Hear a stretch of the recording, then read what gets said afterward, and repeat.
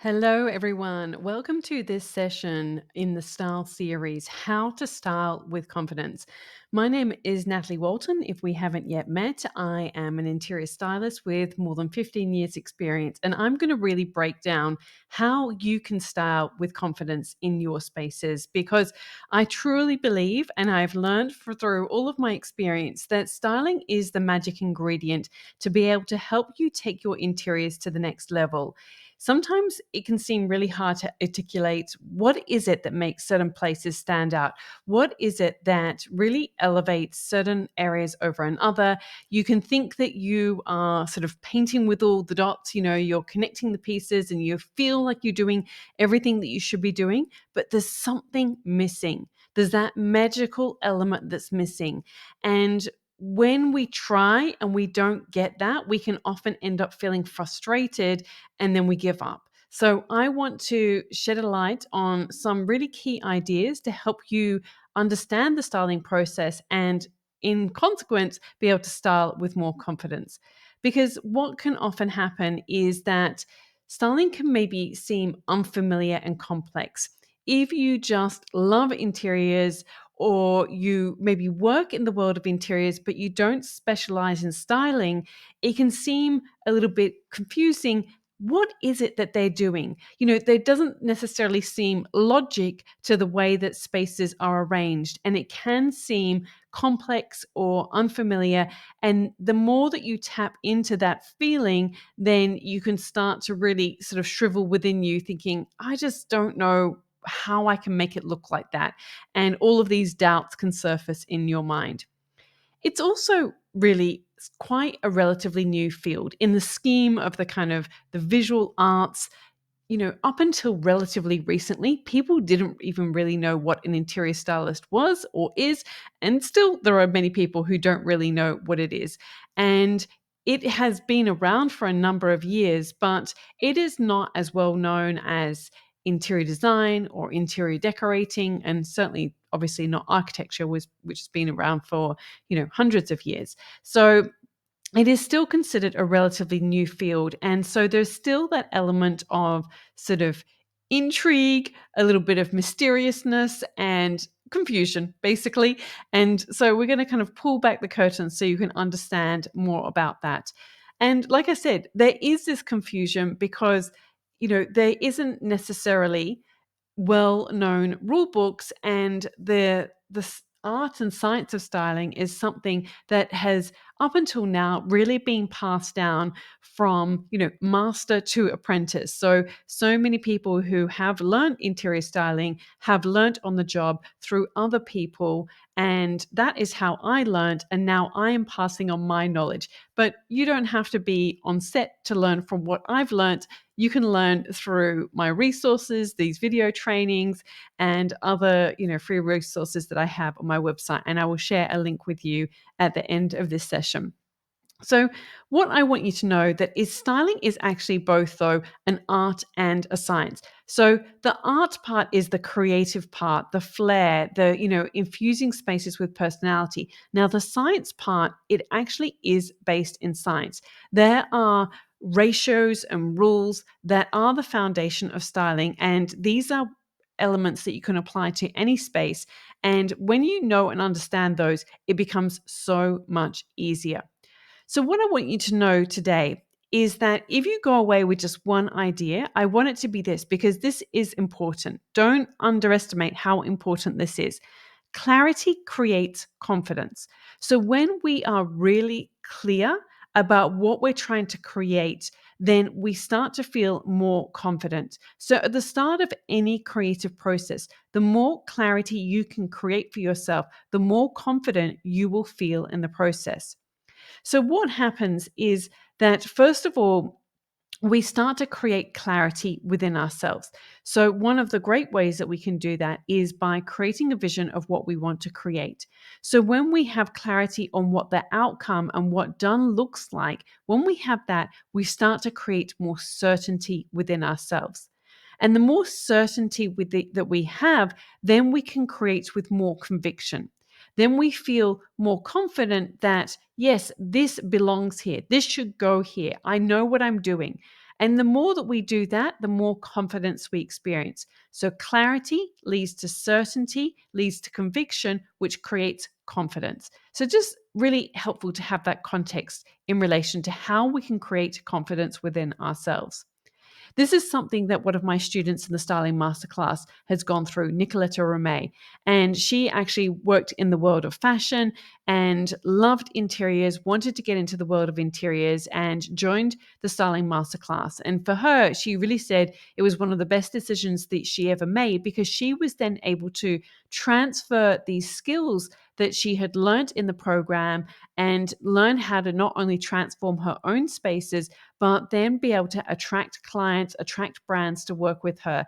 And now that's what she focuses on, is working in the world of interiors as a stylist and really helping to transform spaces. So I want you to know what is possible, because sometimes, we think, I don't know if I could do this. But like I said, Nicoletta, she started in the world of fashion magazines, kind of a little bit similar to me in that way, but it was the world of fashion.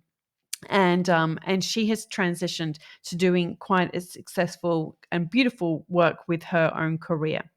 So I want you to think about what's holding you back right now. Maybe you're not sure of the best place to start and what will create the most impact. Or maybe you have too much stuff and you really struggle to edit your spaces. Perhaps you like many different styles and you don't know how to make them work with your existing pieces. Or your spaces never quite look like your favorites and you're just not sure of what's missing. Or maybe you lack the confidence to get started or make changes. And that can sometimes be debilitating as well. So, when you learn how to style with confidence, what can happen is that we can do this through, like I mentioned, vision clarity. And then this will really help us know where we really need to start and what we need to focus on. The art of editing, when we learn how to edit our spaces, this will help us feel at ease knowing how to simplify interiors, and it will make decision making so much easier. Again, even this art of editing, it goes back to that vision clarity. When we're clear on what we're trying to create, we have that filter about what we should include and what we should leave out. It's also important to reconnect with your creativity, because this helps us feel, not only feel good within ourselves, but then we can start to express that in our spaces as well. And the more that we engage in our creativity, then we start to feel more motivated and inspired to create beauty in all aspects of life. And this is something I've certainly noticed within myself on my own journey, is that the more that I started to engage in this process, and the more that it helped me feel better, not only about my spaces, but about myself, I wanted to infuse this in so many other areas of my life as well.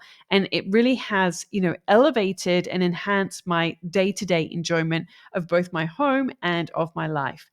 And then we can also feel confident knowing that we're ready to take action and bring your vision to life. So for me on my journey, I've shared this before, but just briefly, in case you haven't seen any of the other trainings, I started way back on magazines. And so for me, I originally was a journalist and then I started working on interior magazines. And so I didn't know the skill of styling. It was something that I very much had to learn from scratch. But what I want you to know is that it's very much like riding a bike. Once you learn this skill, it's often that first attempt at getting on the bike and trying to pedal. You can kind of be a little bit wobbly with your wheels, and sometimes you'll kind of topple over to the side, and you'll sort of think, oh, I'm never going to get this. And then you get back on and you try again, and you keep doing it and you keep doing it. And with each attempt, you get more steady, you get faster, and before you know it, you're whizzing along and you're not even thinking about the process. You're in complete flow. That's what was my experience, is that, of course, when you first start, we've got to understand and give ourselves some grace that there will be those wobbly moments, there will be those moments where we're not 100% certain about, is this the right way? Are we doing the thing that we need to be doing? And so it can be a little bit wobbly, but we will get there and we will get to experience flow as well. So my big revelation through my journey of styling is that it is a skill that you can learn. While it can sometimes feel mysterious, when it sometimes can feel confusing about, what exactly should I be doing? How do I go about this? It is actually a skill that you can learn. So I'm going to share with you 3 big ideas to help you on your journey. The first idea is that you need to rethink your vision because I can guarantee you it's probably not big enough. So, what do I mean by rethink your vision? It's really important to stretch yourself in terms of what's possible for you, both with what you can create within your spaces and also what's possible for you with your creativity, with your career, with your life, with your home. Like, really try and create a vision that excites you and stretches you. In business, they often talk about this idea of having like a big, audacious dream or a big, hairy goal, something that makes you feel a little bit uncomfortable. Because when we're in discomfort, it makes us grow. It forces us to go to that next level and grow. I just want to share quickly with you an image from my book Style. And this was a space that I actually styled in my bedroom. Now, I completely created this little space. I I got a sheet of FC sheeting, which is like a channel, concrete panel sheeting. Gosh, that's a little bit of a mouthful. And that was actually propped up against the wall. So that was just a backdrop for this little scene. I borrowed the table from a friend, so I wanted that particular color, and I knew that she had it was just a trestle table. So I went and borrowed that from her house. I grabbed some pieces from my own home and I loaned the lamp because I wanted to have a sort of, quite a signature piece within the space as well. So I loaned that from a local shop and I created this little scene. And this was for my book Style. And I'm sharing it to you because I want you to know that, sometimes we have to get creative in terms of what's going to be the backdrop or what do we want this to look like or what is the feeling that we want to create. So we can create something from nothing. And this is literally a blank wall in my bedroom.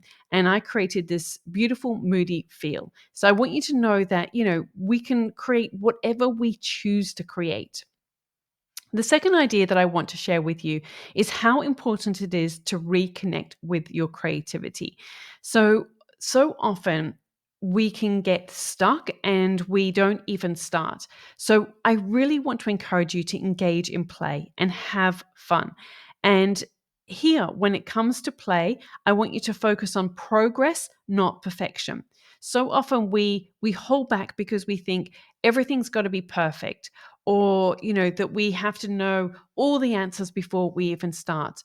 But so often when we just start to play, when we just start to engage in the creative process, that is when we can start to get out of our own way and start to experiment and have fun and get into that flow state. But we've got to start. It's so important that we start. The more we engage with this process, though, the more that we will start to feel confident because we will be, actively looking at the different combinations, looking at the materials, looking at the palette, looking at the combination, looking at the forms, and we will start to get a better understanding of what goes together and what doesn't.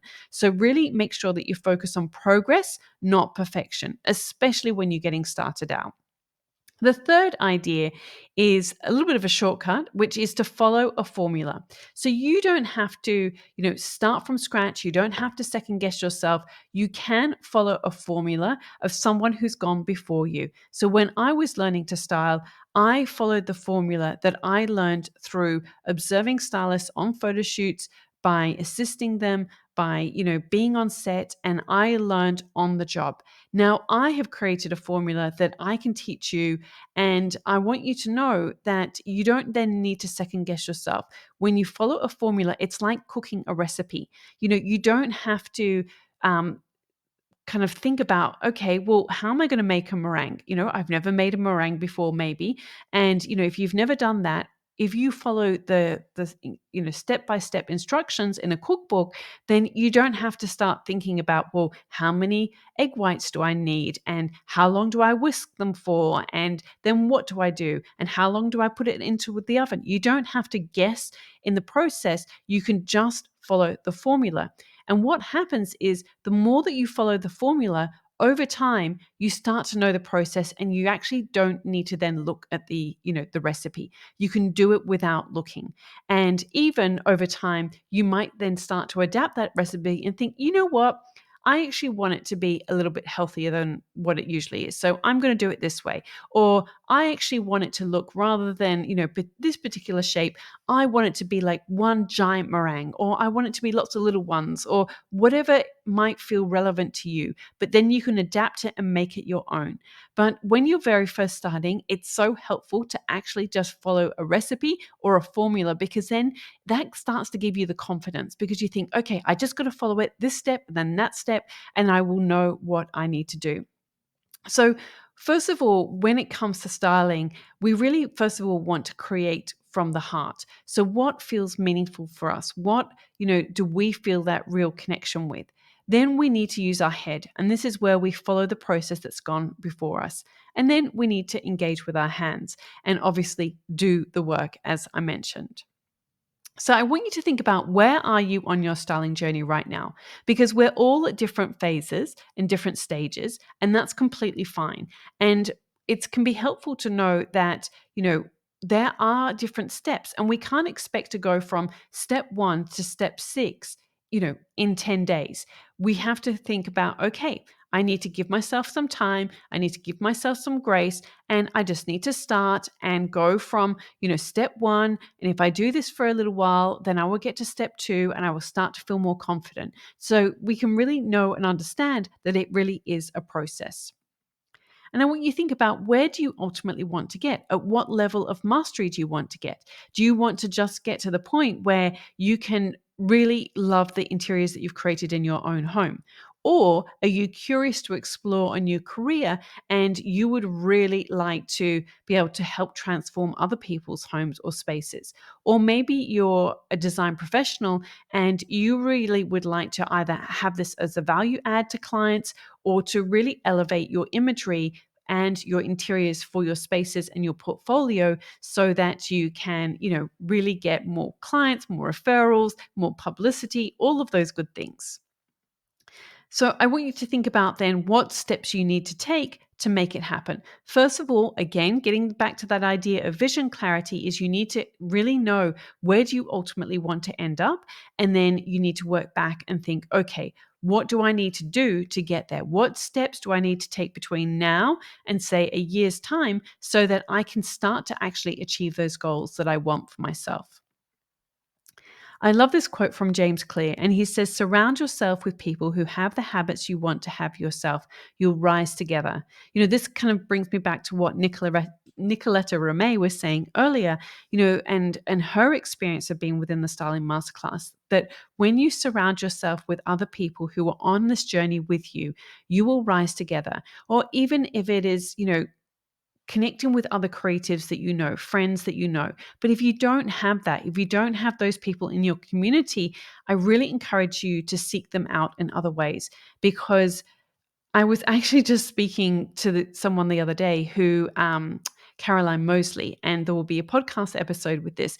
But she said in this episode, she said the styling masterclass for her was life changing, because she didn't have those people around her, and how powerful it was to connect with other people who were on this similar journey to her. So, if that is you, and if it sounds like you, then, like I said, I really encourage you to find people, find your community, so you don't have to do this alone. So let's take a quick review. First of all, we looked into the idea of how important it is to rethink your vision, to really push yourself to create at that next level. The second idea was to really reconnect with your creativity, to engage in play and, aim for progress, not perfection. And the third idea was to follow a formula. This idea of just following a recipe until you get more confident, and then you can do it on your own accord, and you can adapt the recipe, or you don't even need to look at the recipe.